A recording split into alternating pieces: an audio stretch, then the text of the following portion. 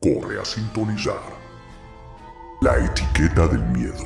Bienvenidos valientes oyentes a La Etiqueta del Miedo, el podcast donde desenterramos los horrores que se esconden en las sombras de lo cotidiano. Soy su anfitrión Alonso y en esta ocasión nos adentraremos en un tema tan antiguo como el miedo mismo, las apariciones. Desde tiempos inmemorables la humanidad ha sido testigo de presencias inexplicables, visiones fantasmales que desafían la lógica y nos hacen cuestionar los límites de nuestra realidad. ¿Qué son estas apariciones?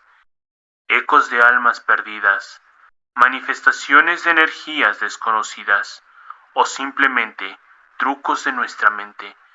Acompáñenme mientras exploramos este misterio adentrándonos en leyendas, relatos personales y los rincones más oscuros de nuestra psique.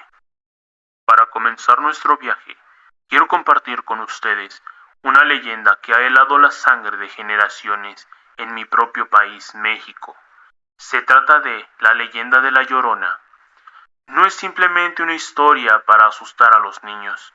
Es un relato arraigado en la cultura, un recordatorio constante de la fragilidad del amor y las consecuencias devastadoras de la desesperación. Cuenta la historia de una mujer indígena, una madre de belleza inigualable, que fue seducida y abandonada por un caballero español. Él, atraído por su encanto y su espíritu, le prometió amor eterno, pero sus promesas resultaron ser tan efímeras como el rocío de la mañana.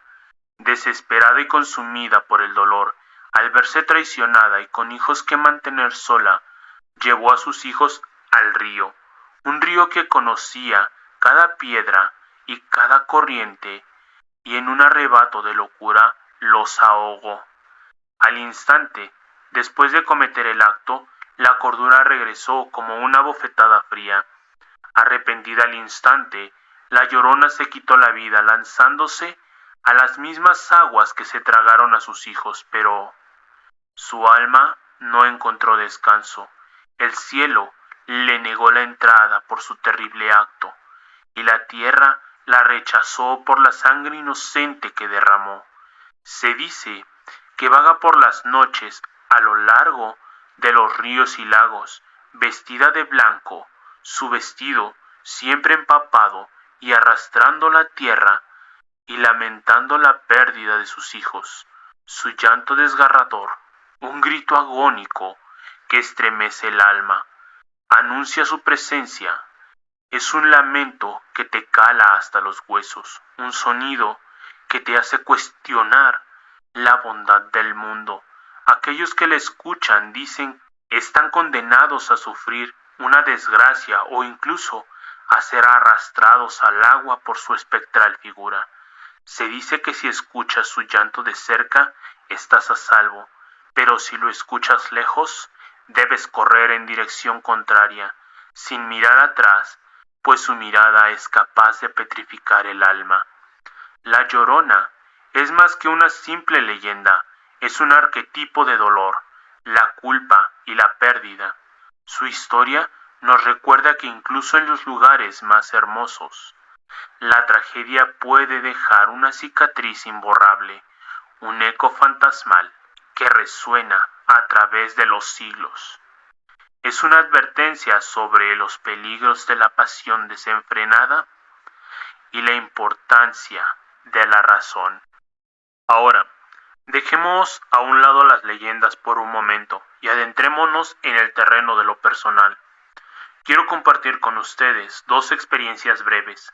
Una es personal y la otra me la contó una persona, y este relato que me contó esta persona me dejó sin aliento y me hizo replantearme muchas cosas sobre la naturaleza de la realidad.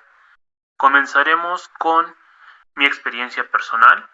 Recuerdo en aquella época yo compartía cuarto con mi hermano y bueno, en esa época pues yo estaba solo en la casa, no había nadie, ni mis padres ni hermanos, y recuerdo que pues yo me dispuse a hacer limpieza. Eran alrededor de las 6:30 de la tarde. En el cuarto teníamos un estéreo que pertenecía a mi mamá. Bien, recuerdo que en ese momento el sonido del estéreo se tornó muy grave y el ambiente también se tornó muy pesado. También recuerdo que en ese momento algo me decía, voltea, voltea. Yo al voltear me doy cuenta y me percato de la silueta de una niña corriendo desde la puerta hacia el piso de arriba. También detrás de esa niña iba una risa muy macabra que me heló la sangre y me ocasionó un terror inimaginable. Recuerdo que en ese momento todo me daba vueltas y yo salí corriendo a la calle para esperar a mis padres y contarles lo vivido. A pesar de que esta experiencia ha sido corta, pues sí ha sido de las experiencias más fuertes que he tenido. Y la verdad es que es algo que no le desearía vivir a nadie más. La siguiente experiencia, que esta fue la experiencia que me contaron, a la persona la llamaremos Carlos. Carlos trabajaba como guardia de seguridad en un hospital antiguo, abandonado a las afueras de la ciudad. El lugar tenía una reputación siniestra, no solo por su aspecto decrépito y abandonado, sino por las historias que circulaban entre los lugareños. Se decía que el hospital había sido escenario de experimentos médicos macabros, de pacientes que habían fallecido en sus salas en circunstancias misteriosas, y de enfermeras que habían enloquecido por la presión y el horror. Una noche, mientras Carlos realizaba su ronda, escuchó un débil gemido proveniente de una de las habitaciones del segundo piso. El gemido era tan tenue que al principio él pensó que era producto de su imaginación, pero luego volvió a escucharlo más claro y más insistente. Armado con su linterna, Carlos subió las escaleras con cautela. Cada paso resonaba en el silencio sepulcral del hospital. El aire se volvía más pesado y frío a medida de que ascendía, y un olor a desinfectante rancio impregnaba el ambiente. Al entrar en la habitación, la temperatura descendió bruscamente y sintió una presencia helada a su alrededor, como si una mano invisible tocara su nuca. En una esquina vio una silueta de una mujer vestida con una bata de hospital, sentada en una silla mecedora. La figura se balanceaba suavemente, emitiendo un lamento silencioso que parecía provenir de lo más profundo de su ser. Carlos, paralizado por el miedo, apenas podía respirar. Su corazón latía con fuerza en su pecho y su sudor era frío y recorría su espalda. De repente la figura levantó la cabeza y lo miró directamente a los ojos. Carlos describió una mirada llena de dolor y desesperación, una mirada que lo persiguió durante semanas, atormentándolo en sus sueños. No era una mirada amenazante, sino una súplica silenciosa, una petición de ayuda que lo dejó profundamente perturbado, sin poder soportarlo más. Carlos salió corriendo de la habitación, tropezando y cayendo en su desesperación por escapar. No volvió a entrar a ese hospital. Carlos renunció a su trabajo al día siguiente, incapaz de soportar la idea de volver a enfrentarse a esa presencia.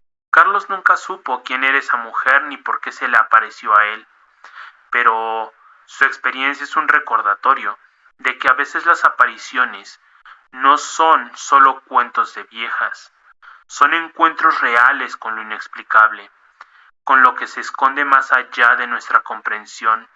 Son ventanas a un mundo que no podemos ver, pero que a veces se revela ante nosotros de formas aterradoras. Y así, llegamos al final de nuestro capítulo de la etiqueta del miedo.